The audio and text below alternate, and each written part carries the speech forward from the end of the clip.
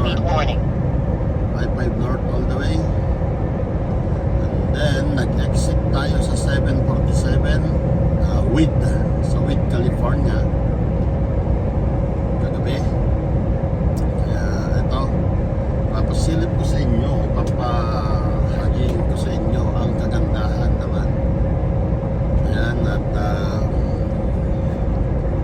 thanks God at dahil ang mga rota natin sa mga langaning lugar kagaya nito, mga bundok na ito ay clear, klaro, walang snow. Ayan o, kita nyo, linis parang summer.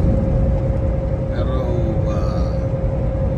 kahit ganyan ang nakikita nyo dyan sa video, ay dyan sa, sa daan natin, malinis nga, pero ang temperature po ay -2.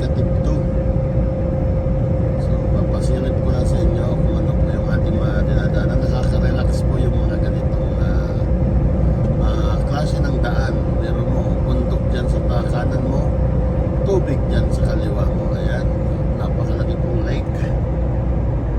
Parang ang sarap-sarap mamingwit dyan, mag-fishing. Ayan, kita nyo naman oh.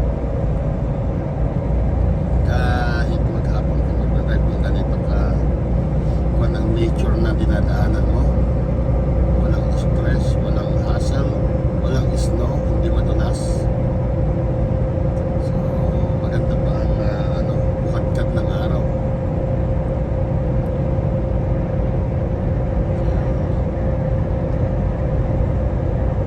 Ayan, samahan nyo si Papa Jack para maglakbay dito sa kahabaan ng 97 US 97 North. So ito po talaga yung truck road, no, na nagko-connect para hindi ka na umikot doon sa Portland, malayo pa. Ito po yung shortcut. Ito po yung shortcut na magko-connect sa I-84, I-82, I-90, papuntang I-84 kasi I-84 north and south siya. Is papunta ka ng south, heading to south ka, papunta po yan ng Utah. Pag heading to north ka, yun po yung papuntang Portland. Pero pag I-82 east ka naman, yan po ay kukonekta north at west at east. Kukonekta po yan sa I-84 at kukonekta rin po yan sa I-90.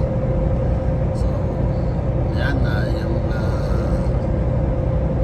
sana ay marikarelate yung mga kapwa natin, mga driver dyan. Yan kita nyo, ito lang po yung ito po puro adventure po yung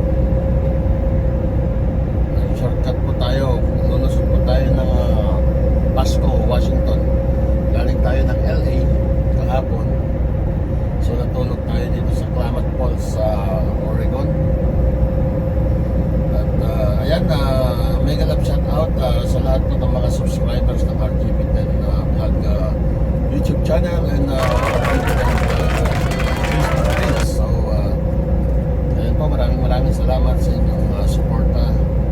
Ayan, huwag kayong magsama mag-support dyan dahil one day isang araw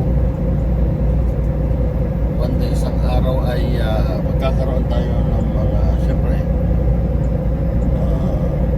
gantimpala ika nga doon sa mga pag-support. So,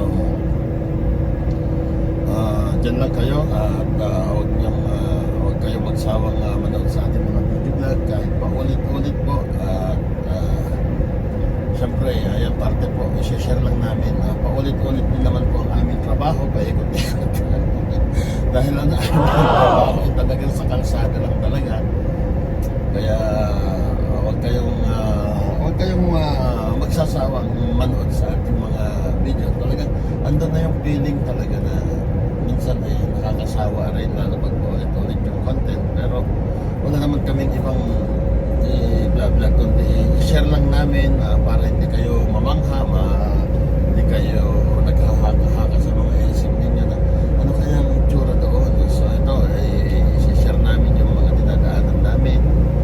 Kaya panoorin nyo lang at mag-comment lang at para recognize po tayo ng ating lolo. At pagka po yan ay meron tayong napala, ibabalik ko rin sa inyo yan. Ito lang ginagawa namin na ito ay siyempre nag-iisa na sa sasakyan, sa truck, kaya nag-iisa lang kami dito, kaya kayo po ang aming libangan. Kasama kayo po ang aming mga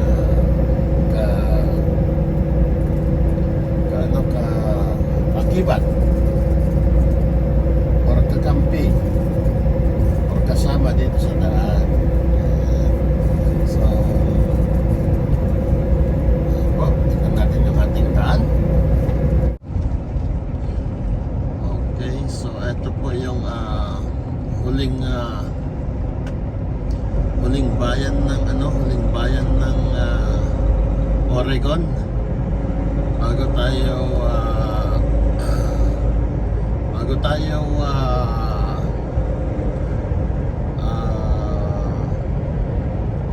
dumating sa Washington State.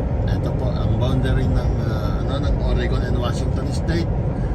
Napakaganda po talaga, nakaka-relax talaga po itong inaan natin na ito. At napaka-timing po ang ating pagdaan dito dahil napakaganda po ng panahon. So, ito po yung mga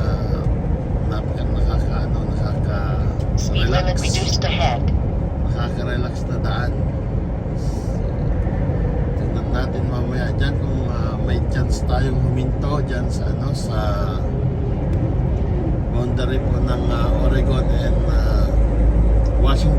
Oregon State and Washington State. So, eto talaga naman ang ganda, ang linis, ang ganda. Kita nyo naman sa ating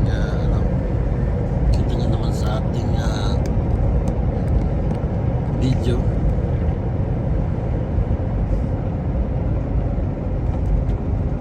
Pero may construction po, may tao, so mag-slow down tayo para sa ganun ay nilinis nila itong daan pala kasi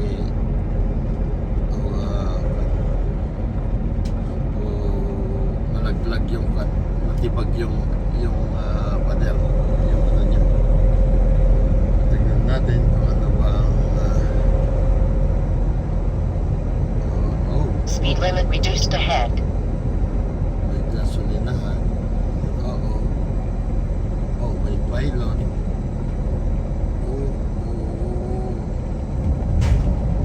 Ayan. So tignan natin. At tayo po ay tatawid sa tulay.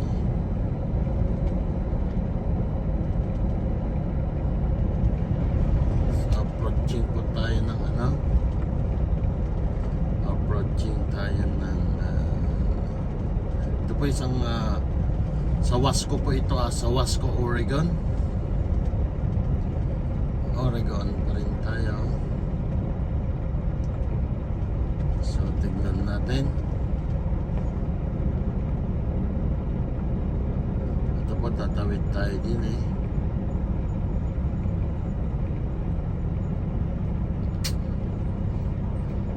Hindi na tayo hinto dahil hindi natin kailangan huminto muna. So tayo po ay co-connect dito sa I-84.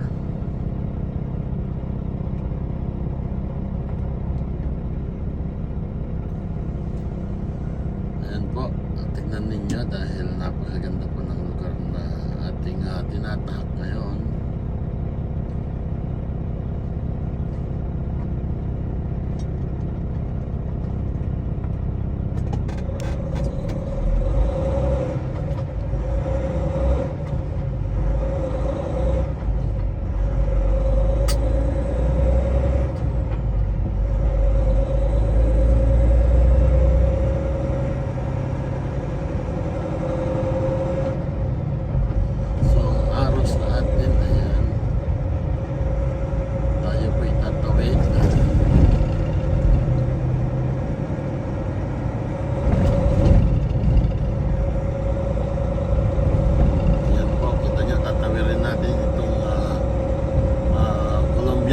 Columbia River. Ayan po. Right curve ahead. Ano mo gaano maganda. Okay, ito po yung Columbia River. Ito po yung tinatawag niya ng Columbia River. Yung namamagitan po dito sa Washington at Oregon. Crossing border. Entering Washington. Okay, entering Washington, sabi niya.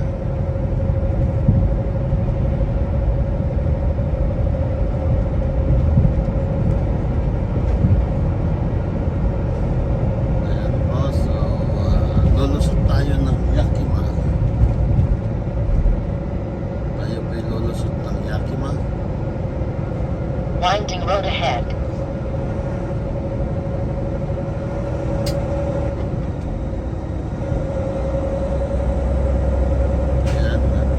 Dito na tayo sa Washington na.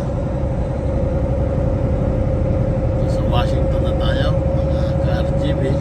In 1.5 miles, turn left on Columbia River Gorge Scenic Byway, US 97. Kita niyo po yung mga daan sa looban. Ito po yung mga tinatawag nilang US Highway. Kasi pag interstate po ay freeway. Pag mga US Highway, ito po yung mga ganitong daan. Kita niyo naman kung gaano kaganda.